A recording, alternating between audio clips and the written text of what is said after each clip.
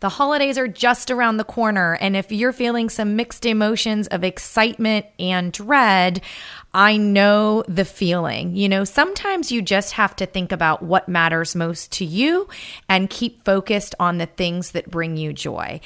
But you may also benefit from a little bit of help and focus on body kindness. So I invite you to join me in our wonderful body kindness community. Visit bodykindnessbook.com and click Get Started. When you give your name and email, you will get instant access to the free Body Kindness mini e-course. I'll be checking in with you over email, and you'll get invited to join our group on Facebook. If you have questions, shoot me an email. It's Rebecca@bodykindnessbook.com.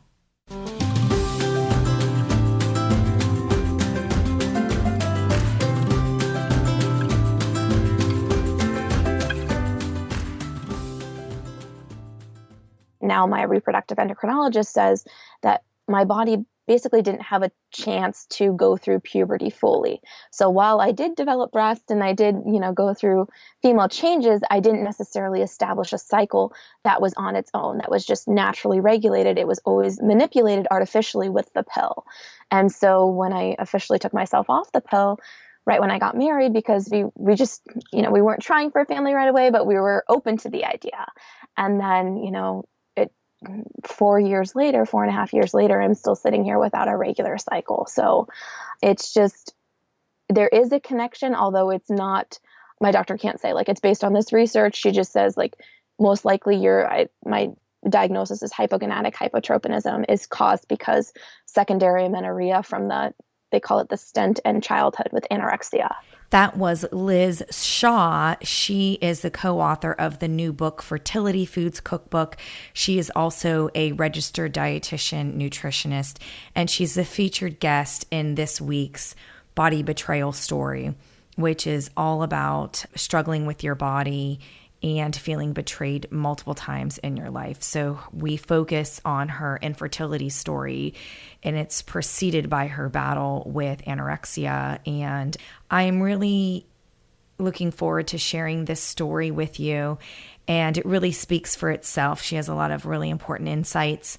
And there's a couple links to some articles that she's written. And one, honestly, just pisses me the fuck off, and I rarely swear already in the opens, but it just has to do with, it's a cultural issue, right? And it's the idea that anybody has a right to comment on somebody else's body or make assumptions about them.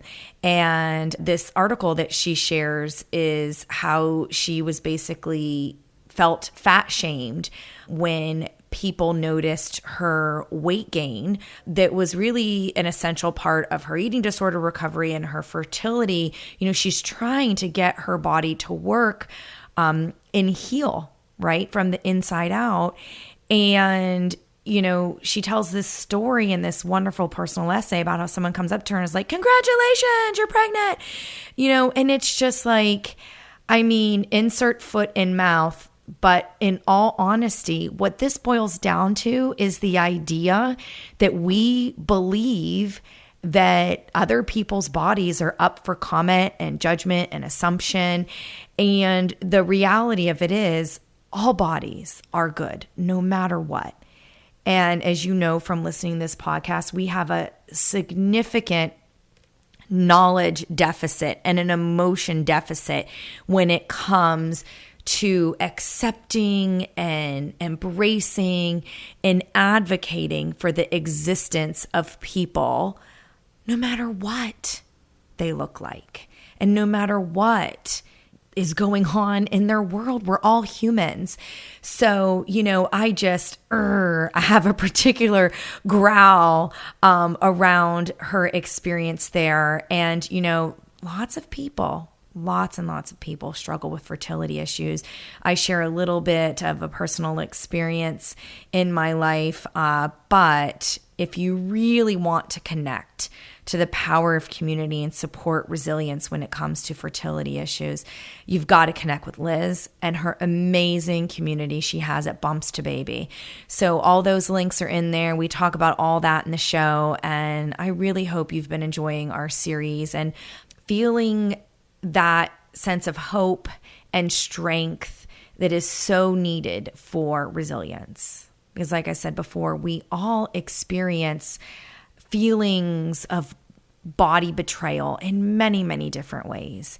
And, when we share our stories and our vulnerabilities, we open up that space where others can relate.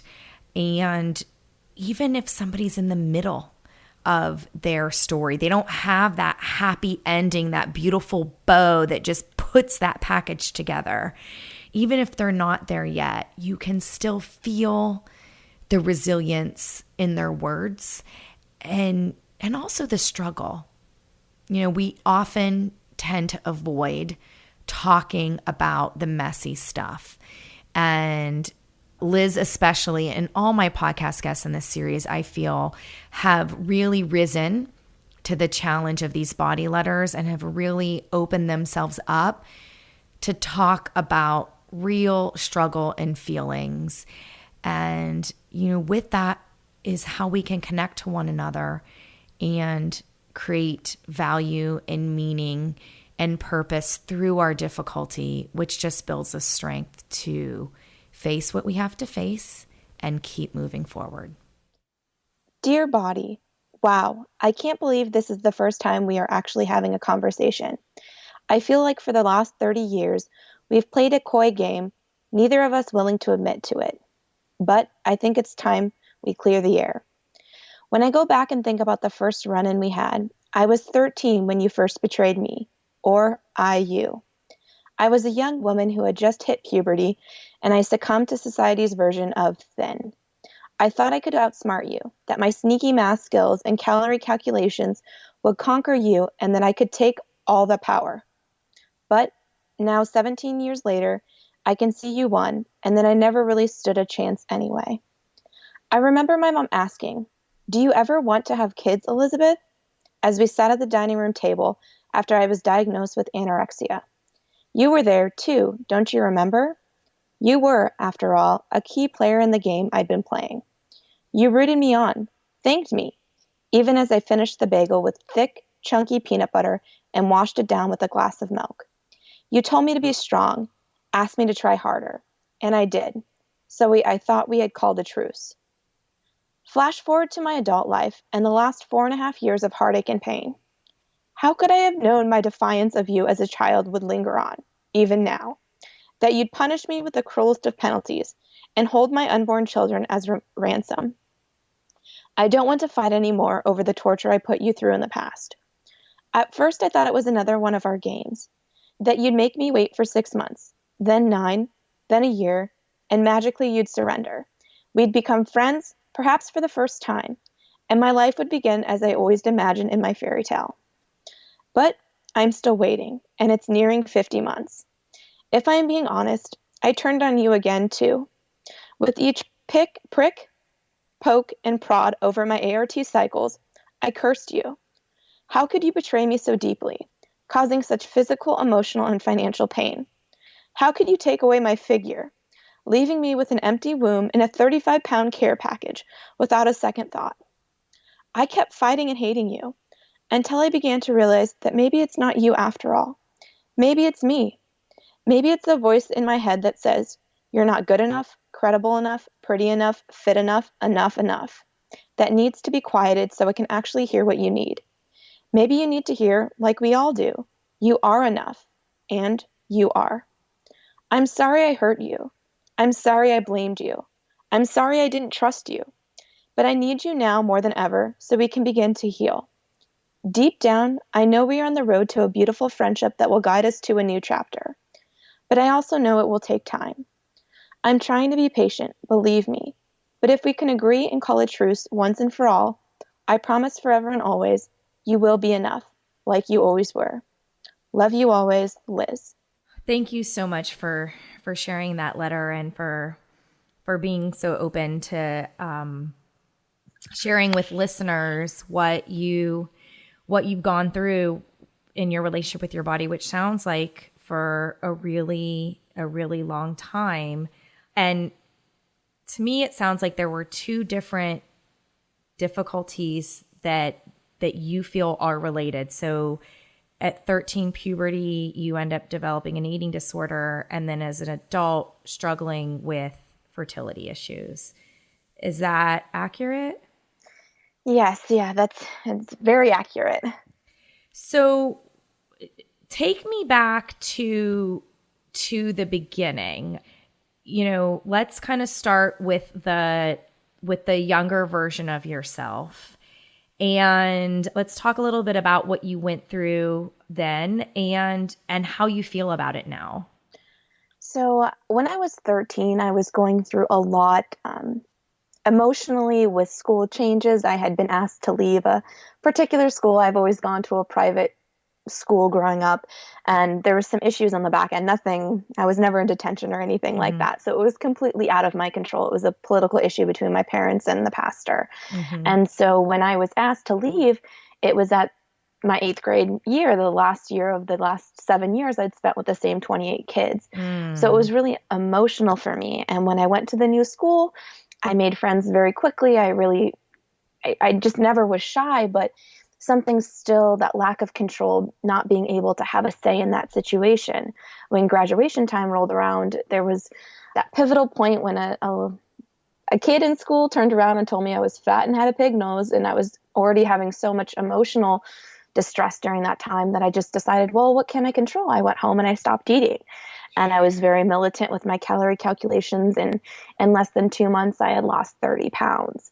My parents didn't necessarily catch it because I think when you're under the roof in 13 and there was so much other things going on that they knew I was getting thinner, but they just didn't recognize it because I made sure to eat the one meal I did when I was with them. I would make sure to eat that meal. So it was my friends who actually told my parents about it and the issues at school and that I wasn't eating and that I had been isolated. So they took me to the doctor the morning of my the 8th grade at the Catholic schools. Like, you have this big mass and you sing these songs. So it was that morning that I was at the doctor, and they diagnosed me with anorexia. And like, I was told I either had to saw the multidisciplinary team, go see a dietitian, a therapist, and everything. But if I didn't gain X amount of weight, and I can't remember what it was, 3 weeks or so, that they would put me in an inpatient facility. And so I had a very supportive family who was there for me, but it was kind of the one moment that really clicked for me on, like, it was probably 3-4 weeks into my recovery, that was my mom sat me down and she's like, Liz, like, do you not want to have kids? Because if you keep restricting your food right now, you're not going to be able to have kids one day. And I think it's just that saying what my mom had said to me at the table, like, that is just ringing so much in my head now as, 17 plus years later, I'm now struggling with infertility. Mm-hmm. I definitely want to get to the adult version of you and what you're going through, but since we're here, do you believe that they are related? Do you know that for you they are related? Like, what's the connection? Because struggling with infertility alone is a painful issue. Struggling with anorexia or any eating disorder for that matter is a painful issue. So this sounds like a double whammy of a horrible experience that can carry a lot of guilt and shame and blame. And so what is it that you know about the connection? Yeah, so that's a great point. And and I know that we base ourselves a lot on research. There's not necessarily a research that shows being on long-term birth control use can cause infertility. Mm-hmm. However, because I was 13 when they put me on the pill, so I was on the pill from 13 to 24 when I took myself off, because I had just gotten a period, and then I became anorexic, so I lost my period. And then when I restored my weight, I got a period, but it was very scattered and it wasn't consistent. So that year at 13, my doctor put me on birth control to help regulate, because my reproductive endocrinologist says that my body basically didn't have a chance to go through puberty fully. So while I did develop breast and I did, go through female changes, I didn't necessarily establish a cycle that was on its own, that was just naturally regulated. It was always manipulated artificially with the pill.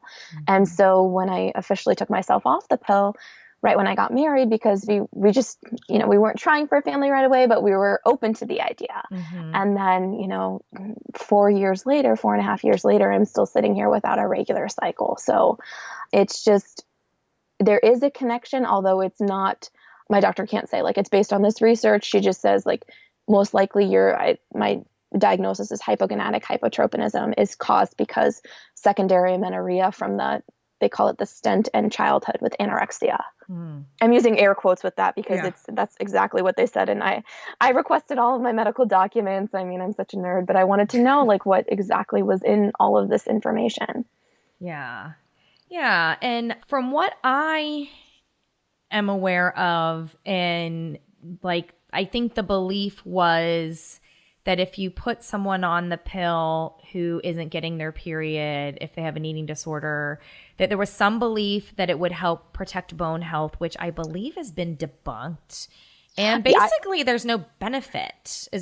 What do you know about that now? I would say 100% I believe in that because I had a DEXA scan 3 years ago, and I'm osteopenic. I have like the first stage of osteoporosis, and even with being on birth control for that long, it didn't necessarily protect my bones. I do have a family history of it, so there is a genetic component, but that was probably a real crushing day when I realized that, well, my bones are a little weaker than I anticipated, and I've been on this artificial pill for, such a long period of my life that's now caused so much strain on this next chapter of my life. Yeah. Well, let's talk about the next chapter too. So you got married and you said you were open. It's not that you want to start a family right away, but you were open to it. So you just stopped the pill, and was it like nature take its course kind of thing for a little bit, or kind of walk me through that? Yeah. So when we got married, I actually like the month before our wedding, I went off the pill just because I wanted to see. I just was like, my husband and I, we had been dating for quite a while before we got married. And my husband's 6 years older than me. And so we just knew that like we were both stable in jobs, that we were just excited for this next chapter. We were getting married. Let's just see what happens. And so for 9 months, we just waited. Like we tried, but like I wasn't getting a period.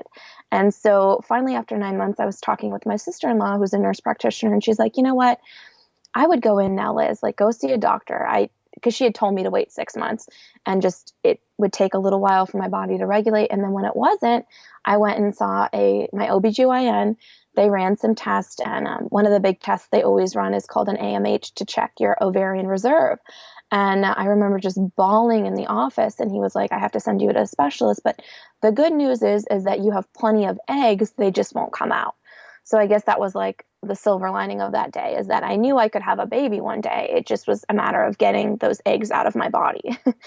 So from there, I went over to the reproductive specialist. Now I'm actually in between possibly going to a third, but I've seen now a total of 3 different specialists down here in San Diego, just because I'm a firm believer in being an advocate for yourself and also meshing with your doctor. This is such a trying time that you really have to find someone who's a big fan of yours as well. So the first doctor did a ton of tests. I can't even pronounce all the names, because any type of infertility test that the female or male needs to have done, my husband and I have both had them done. They actually thought I had an adenoma on my pituitary gland during my first reproductive specialist office. So I had a MRI of my brain to see if there was a tumor on there. And honestly, this is going to sound so absurd, but I have never wanted a tumor so bad in my life, because that was something tangible that they could remove, and then, air quote, I would be normal again. And when I went and got the MRI and got the results, I remember just sobbing, because I was like, well, what do I do now? Like, what is the next step? And that brought me to my second physician that I've actually been with the last 3 years. Done a ton of testing, which revealed that my hypogonadic hypertropism, basically that it's almost the easy way to think about it is like a light switch. Where the hormones are released up in your pituitary, my light switch never got turned on. So I don't have circulating estrogen. Whenever they did my estrogen levels over the last, 4.5 years, it would be the equivalent of a prepubescent males. So definitely a lot of different things going on hormonally with my body. So our doctor told us the only way we could have a child between biologically that would be ours would be using the assisted reproductive technology route. So we started that in 2016. We began with something called an IUI, which is still science involved, but it's it's less invasive than IVF. So I thought, you know what? They told me I had 11.4% chance of getting pregnant with an IUI. My husband and I were hopeful. And I think just like anyone who's trying to conceive, I think every month you have that bit of hope in your body and you're like, oh, I can't wait for 2 weeks. Like, this is going to be it. And I remember being so excited to go into the doctor. It was a Monday morning that I was getting my blood drawn to see if the IUI had worked. And a Sunday night, I woke up in the middle of the night with a really heavy bleed. And I didn't know, not getting a period, I didn't know if all of the medications for IUI, if it didn't work, that I would bleed. I would get what they call an artificial period.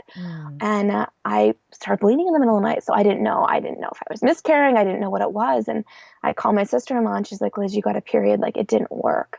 And I remember being so crushed. Like, I didn't even go in the doctor the next morning because it just was like the first of many failed defeats on this cycle.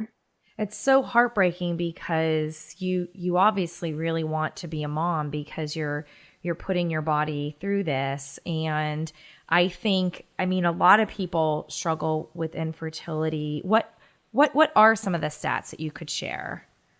Yeah, so one out of every 8 couples struggles with infertility. So it's definitely, I mean, it's a recognized disease state by the World Health Organization as well. So it's unfortunate that it's not talked about more because it is kind of one of those, I don't know what the right word for this is, but people look at it with negativity. I think it's just so taboo, the whole infertility world, that it has this connotation that people think that it's just something, you say infertility or you say ART, IUI, IVF, they think of a science lab with microbes and little petri dishes, which it's so much more than that. But it's just breaking the stigma that, there are some really wonderful people that want to be moms and want to have families that this is their only option. Yeah. Yeah. Well, and that seems very disappointing that there would be a stigma associated with it. Like, why, I'm wondering why we wouldn't be more compassionate toward people who were going through that. Cause it's a traumatic experience. Like I gotta think, yeah, just especially as a woman, is like this is what my body biologically is designed to do, to have offspring. And, and this is something that is personally meaningful to me that would make my life better. It's like you're suffering enough with all those difficulties.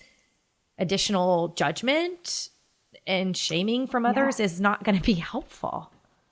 And I honestly, like, I know we kind of talked about like the correlation between my anorexia and my infertility. And like, I honestly do not regret a day of my anorexia because it brought me to be a dietitian, and I absolutely love what I do. And it's like, now that I think about it, like, do I regret my anorexia because now it quote, may have put me in this position with infertility? Do I regret it? And again, I would say no, because of the women that I've connected with, like, I would be lying if I didn't say I wasn't over this hump yet and I didn't see my 2 pink lines and it wasn't my roses time yet. But it's true. There's too many women that I connect with every day that whether they're DMing me on Instagram or sending me an email and just saying they found something that I wrote and it just really resonated with them. Like, that's why I'm sharing my story. And that's why I hope if one person listening to this knows that they're not alone in this hellhole, that it's worth it for me. Yeah. I definitely want to talk a little bit more about what you're doing because it really is amazing. But I want to connect the dots. In your letter, you mentioned, to your body, you said, I don't want to fight with you anymore. But then you recounted 50 months of being pricked, poked, and prodded. So, can you tell us more about what those 50 months were like and what you were going through? Yeah, so I would say it's every month, every day is like a new, it's almost like it is a roller coaster for me. Mm-hmm. There's some days I wake up and I am so happy and I know like I read something, an inspirational quote, and I know it's going to be my month, it's going to be my year. And, and every year passes that it's not my year. I think there's a little piece in me that gets more and more confused and concerned with my body, like especially since starting IVF. IVF was a lot of hormonal manipulation and a lot of medications that, in a lot of cases, not every case, there's a lot of weight gain attributed with it. And Mm-hmm. that's what's happened with me again. So it's very hard for me.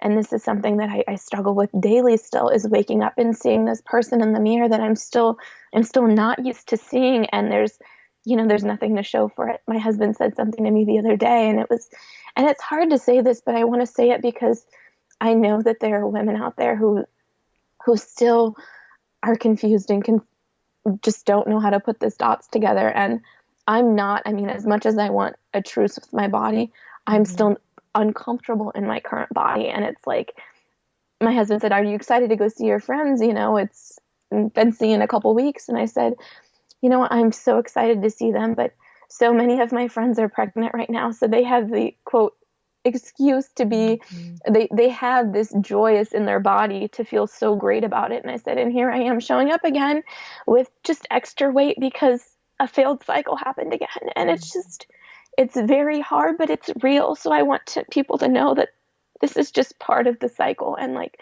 I love myself and I know one day this will all be worth it, but it's very challenging still to wake up and not have anything to show for all of this.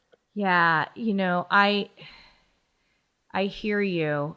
What I'm thinking about, what I'm wondering about is, like this, without a question, this is it's a painful, it's a long and drawn out painful experience where you feel like your body is betraying you or abandoning you. It's like where you don't feel connected to it. And I think that when, I can see overlap, certainly with infertility, exactly what you're describing, but I could see overlap in other issues as well, that we also have a need as humans to have a reason for our pain, or even maybe a way to shift blame to make it less painful. So, I mean, correct me if I'm wrong, but what I feel like also what you're struggling with is this idea of like, I'm in so much hurt because I want to be a mom so bad. I've went through all this painful stuff, money, physical pain, emotional pain. I want to get pregnant and have my baby and have this gift in my life, but it's being kept from me, right? And so that pain that bubbles up is, it's sort of like looking at your body as almost with, I don't know if disgust is the right word, but maybe anger, just like strong negative emotions. Like, how can I love you and respect you and take care of you? Because, I do health at every size stuff. And so I would very much encourage people to take care of themselves no matter their weight, shape, or appearance. And if they had weight gain for any reason, it's another level of difficulty in our culture that values thinness.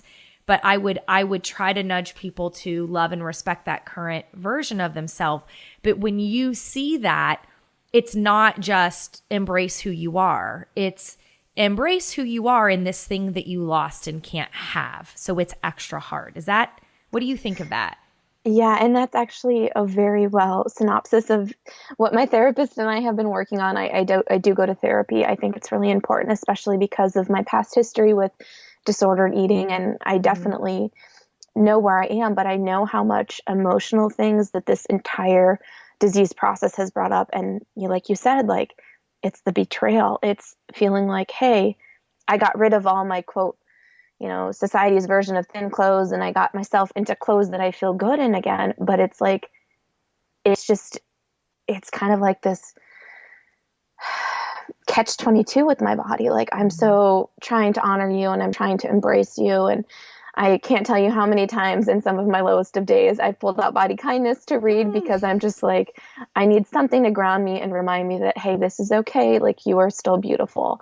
And it's just, it's knowing that there's this pain inside of me that it's just, I can't figure out how to nourish and heal this pain. And I think it's just a journey and still developing it.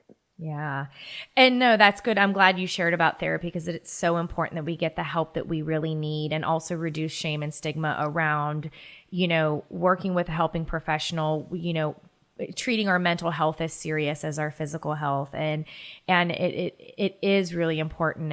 And I hope as you continue to explore that, you get what you're looking for. It sounds to me like it is, that it's very much this, like I'm willing to take the shape that you need me to take, but you know what? Damn it, I want a baby too, so it's going to feel like a loss, it's going to feel like a loss and something to grieve until you get what you want.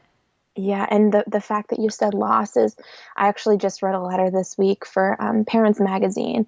It's October actually happens to be Infant Loss and Pregnancy Loss Awareness Month, and I was speaking with a psychologist in LA who runs an account called I Had a Miscarriage, and we were talking about the similarities between an IVF loss versus an actual miscarriage, and I'm really excited. I'll definitely share that with you when it comes live this week. But it was very therapeutic for me to actually write that piece because looking at when you go through IVF, you're actually given a picture of your embryo, and an embryo is a 5-day blastocyst. So technically, when they put it into your body, it's like you're quote pregnant for 5 days. But it just whether it implants or not is whether that pregnancy or the embryo actually takes. And so they show you right before they put it inside that this is what's going to develop into the placenta. This is your baby's body.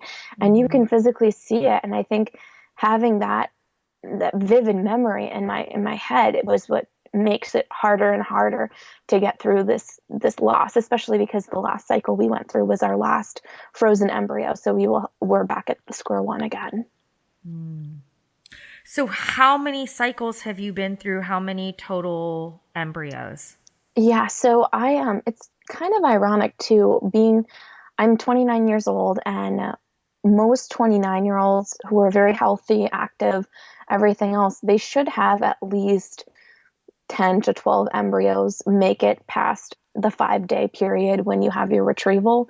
And although I had 16 eggs, only 2 of our embryos made it to the 5 days. So we've gone through 2 because my body, with an IVF, retrieval is when they go in and take out your eggs, and it's a very invasive procedure. You usually need to be very immobile for the last 2 to 5 days post your procedure because they knock you out and they basically take a large needle and they take out each egg individually from your ovaries. And so it's basically having like 16 puncture wounds to your ovaries, depending on how many eggs you have. And that procedure, I mean, I honestly remember just sobbing after it and thinking, and that's actually when I started the Bumps to Baby community, I know we'll get to, but was during that 5-day period because I just felt so alone and I felt so crappy that I was like, hey, you know what? I'm sure that there are other women out there who can need support during this time. And I couldn't move. I couldn't leave my couch. So I developed a community then. And because of my, I didn't have ovarian hyperstimulation, but that's something that a lot of women had. I had a very mild case of it, which basically my ovaries swelled with edema because of all of the fluids from seeping in there from the puncture wounds, and they couldn't do a fresh transfer. So 2 of my embryos were frozen, and then we did 2 what they're called frozen embryo transfers, 1 in January and 1 this past August, both of which didn't take. So we're back at the retrieval stage again, where I'll have to go back on meds and do the whole prep cycle again. Okay. So I think we got to a couple of things there. I think we hit I would consider that maybe your lowest low point before Bumps to Baby was having that, well, maybe I'm wrong with that, but Well, because I want to get into the talk about the good and the resilience, right? So it's like you knew that you were going to have a painful procedure. Something inspired you to want to connect with others, which is just so important for growing and resilience and in so many ways. But I also got to think that knowing that both of your attempts didn't take may have been a lower point than the retrieval. So I don't know. Why don't you tell me kind of where you're at emotionally and all that? So I could say with resilience, I would say the first thing with this entire infertility disease that I knew that there was a purpose for me going through this was actually in November of 2015. So even before I did an IUI was when I realized how challenging all of the testing, ruling out a tumor, and all of that was on me emotionally, was when I decided that I wanted to write a book. So that was actually the first moment when I knew that this was a place for me to really help other women come together. So I was actually going to the bookstore looking for a book written by a dietitian about fertility foods, and I could not find one. There were some great books written by like Hillary Wright on PCOS and Liz Ward on the entire fertility, conception, after pregnancy, entire cycle, but I wanted something specifically on fertility. And so I went to Fiji with my husband, and we were going on what we thought was pre-baby moon before our IUI. And I came home and I reached out to a friend, Sarah Haas, and I said, look, I went to the store looking for this book. I really want to write it. What do you think? Do you think there's merit in this? Because she had struggled with infertility too and was very open with me about it. And she actually wrote me back an email that day, and she's like, Liz, I think this is brilliant. I would love to write it with you. I know you're not asking me to, but I think our mutually exhaustive, situations can help provide support for this community. So in November of 2015 is really when I felt that this was like my calling, that this was something I was meant to help other women and nurture them during this time. So from November of 2015 to actually the end of this month, our book will come out. So it was a work of love. We call it our passion project to help support women going through infertility and learning about the science-based research with foods that can fuel their fertility. So that was probably my big moment when I knew that this was something that there was a reason I was going through these waters. And then the lowest, I would say, and you're right in saying that I feel like I develop new lows throughout this journey. And I know that I will get my high one day, and that will be fabulous. But I would say when I started the Bumps to Baby community, a support group for women struggling with any stage of infertility and loss. So we have a lot of women who suffered miscarriages in there as well. And that was in my retrieval period. So when I was up on the couch, legs up and everything, I decided to start that community because I knew the book was going to be a great resource, but it wasn't something that someone could contact me every day or that they could reach out to another woman every day with. That was something tangible, but I wanted something more of a social aspect. And that's when I developed the website and the private support group and the Instagram account. And that's Bumps to Baby.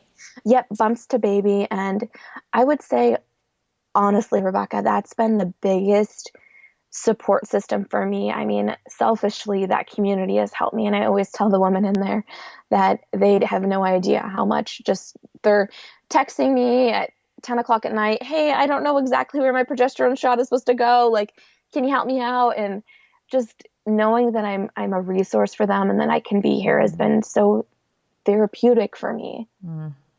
Oh, I believe it. And, that is the key to the turning point because, the reality is in life, bad things happen. Bad things happen even to good people. You can't avoid it. It's just part of life. And there are two directions. And you can either flourish or you can flounder.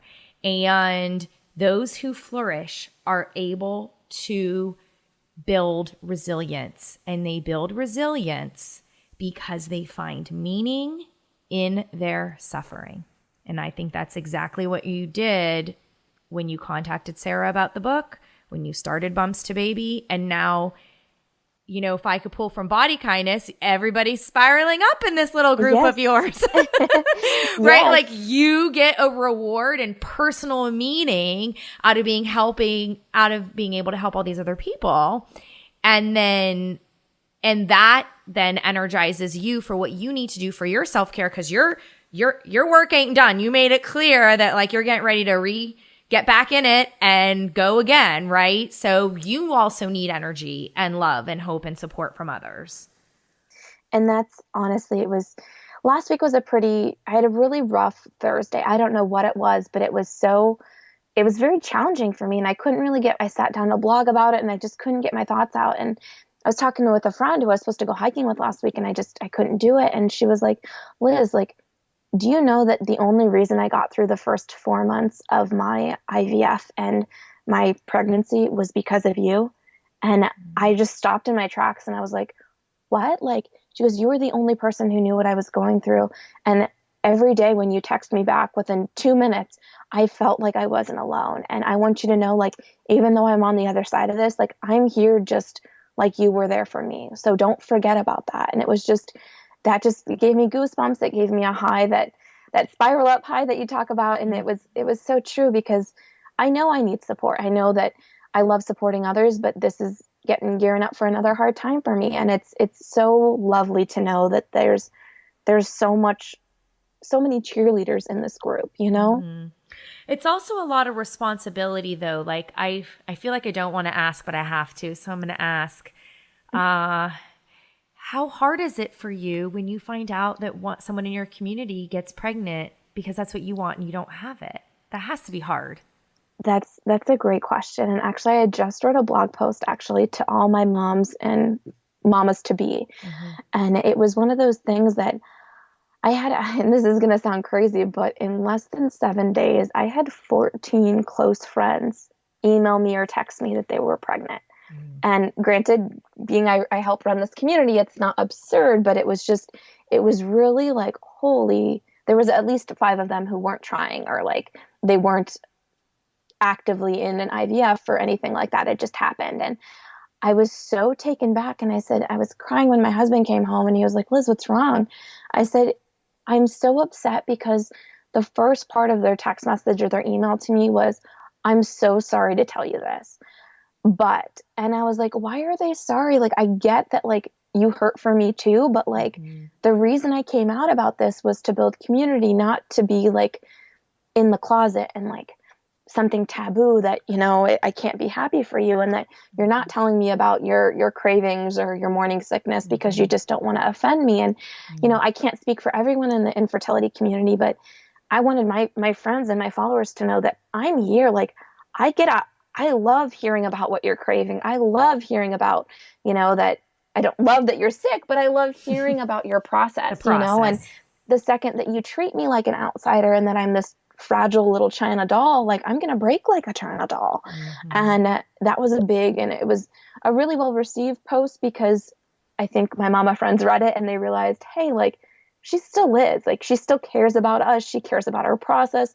And it's so true. Like, don't get me, like, I would be lying if I say I didn't wish that was already me too. But I think I hurt more when it's kept like a secret around me, or I'm treated so fragile, when, you know, it sucks when I'm going through, but I know I'll get through it, you know? Mm-hmm.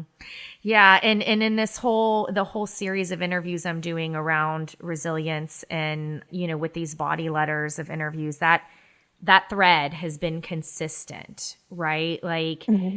I want you to include me. Don't treat me differently.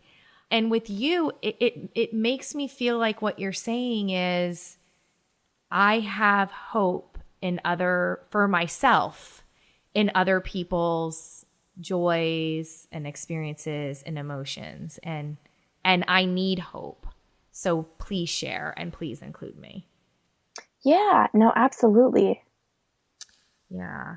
Well, so share some, you know, do you have any sort of, so obviously the book, I don't know if you gave the name of the book. So what's the name of the book? So the book is Fertility Foods Cookbook, 100 plus recipes to nourish your body. Mm-hmm. And you can get it at Amazon or any of your local bookstores, Target.com, BarnesandNoble.com, all over. Yay, that's so exciting. I honestly, I don't have it in my hands yet. Mm-hmm. Sarah got her copies last week, and she she texted me a picture of it. She's like, "Oh my God, it's in my hands." And I started crying. I felt like it was my first baby. And I don't even have it yet. Yeah. Well, as you said, that process started in November of 2015. So it's a much longer gestation, but yes. As a fellow author, I can relate. That's exactly what it feels like. It's like a book baby. And absolutely, you throw yourself a book birthday party. You do it up because that's exactly, it should. And that's the thing. It is to wait and see. I mean, already with the group, if you thought that support and connection was amazing, having the book out, you'll keep getting these surprising, insights that make you feel good, positive emotions, and that will continue to grow your resilience no matter what happens with your journey and what that looks like, to be able to continue to connect to others and know that there is a meaning and a purpose and a value. You have unique experiences and thoughts and feelings that nobody else can duplicate, and that other people need in order to continue on their path. And so, that is the focus. And I would say at the same time also prioritizing your own well-being. And I am curious about that. And I know thank you for reading Body Kindness, and I appreciate that. But I'm curious about what do you do on the regular to take care of your well-being, to practice body kindness, and especially if you feel maybe a bit tired or overwhelmed with work, with your community, because I think we all could benefit from hearing about that. Yeah, and I think that that's something that it's a process I still am learning to incorporate on the reg, but I will say I really enjoy massages, and I've definitely treated myself to at least a monthly massage now, which is really something that it's my 60 minutes to relax and really just unwind. And everyone who knows me well knows I'm a big coupon lady. And I think that that's one thing I've recognized is that find a place you really love and just go back, work out whatever you need to do with them, because then they know you and you just feel welcomed. I think that is something, an investment to make. I also find joy in cooking, so I still run my Shaw Simple Swaps account, and I do a lot of recipes on there, because I can say sometimes when I've had the lowest of low days, getting in the kitchen really helps just inspire me in a different way. So cooking has definitely been a therapeutic outlet for me. And last but certainly not least is my exercise. So I've gone through every stage of exercise, I think, over the last 15 years. But what I find most enjoyable for me is hiking and rollerblading. So I make sure to hike or rollerblade at least 4 times a week, which is very helpful for me. I just have this visual of you like cruising down the road in these hot rollerblades, like, here I come, everybody. It's totally like yesterday afternoon. I just needed to mellow out on Monday, so I threw my blades in my car, and we have a beautiful lake around our house, and I went up there, and it's a little 5-mile loop, and I just bladed my troubles away. Oh, I love that. That sounds so awesome. And, it really is so important. And I have not personally struggled with fertility issues, but my clients have, and a good friend of mine, she had 2 children, and then she had 6 miscarriages over probably about 10 years, I think, maybe 8 years. And then she did end up getting pregnant again and had another child. And then she got pregnant again, but recently miscarried. And what was also interesting about her experience was her job. She was a grief counselor for parents who were going to lose their baby in utero or shortly after. And so here, she was providing comfort to others and dealing with her own pain at the same time. And it just is so true what you were saying, is that everyone has their own story and experience. And no matter how you slice it, if you want to be a parent and it just not like snap your fingers, easy, here you go, everybody is dealing with pain and suffering. And if you isolate yourself, if you choose to be alone, then you're really missing out on the opportunity to feel the power of love and community and compassion and respect, which is exactly what you deserve and need, no matter what your future looks like. You need to connect. Yes. Oh, I just got chills. That story makes me happy. And I couldn't agree with you more. And I have to share this because it just kind of comes full circle. Sure. I met this woman who's in the community. She's been featured on Warrior Woman Wednesday. It's a series I have with women sharing their infertility journeys. And she's been about 4.5 years, suffered miscarriages, failed IVFs, multiple failed IVFs. And in just 24 hours, she's welcoming home her first baby boy. They decided to go down adoption. And it has just been the most remarkable journey watching her and being there for her and just seeing the power of this community and her spirit that has risen above so many things is just, that's that spiral up, that joy, that community aspect that I think just builds our resilience. It builds our hope. It builds our joy that, we will have our happy ending one way or another, Mm-hmm. Yes. Yes. And I also have a friend who had fertility issues, and she had an ectopic pregnancy, and she went the adoption route. And it's the same thing. It's like, it's not about, there's not a rule book for what it takes to become a family. It's just that what we do know we need is each other. And I just think it's so great that you've started, I think it's only the beginning for all the great work you're going to be able to do and make significant impact you're going to have in people's lives. Well, thank you so much. That it was such an honor to be asked to come on here and just share this. And I think, I try to be as real as possible because I think, sometimes on social media we can see one way or another, but I want, listeners, and I want people to know that, although I still struggle, it is this community, it is that spirit that gets me up in the morning and keeps me going and gets me pumped to go in for another cycle, gets me excited for that next phase. So I hope that, if anyone's out there looking for that support, that they know that they don't have to be out there alone, that we're welcoming them with warm, open arms. I just love that. I hope others find their way to you so they can get some love and healing. And I wish you all the best as well. I definitely want to stay in touch. And where can listeners, what's the sort of main place where they can connect with you and find all this goodness that you have to offer? Oh, yeah. So bumps2tobaby.com is the website, and it has information on the Fertility Foods Cookbook. It has all of the social channels and the Facebook private support group, and it's totally secure and private. Like I've had some people ask, like, can my mother-in-law or so-and-so see that I'm in this group and posting? I said, absolutely not. So it's secure and it's your safe place.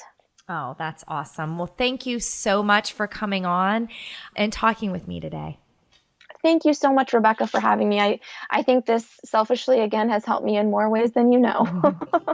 Well, that makes me happy too.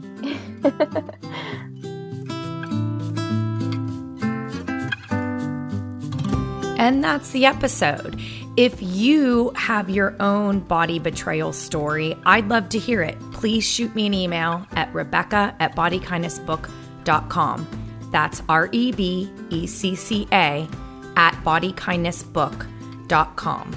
And let's continue the conversation in my free Facebook group. Search Body Kindness Podcast on Facebook and request to join. And if you like listening, please leave a rating and review or tell a friend. If you'd like to hear how you can get signed Body Kindness books for gifts for the holiday season or special events, email me, Rebecca@bodykindnessbook.com.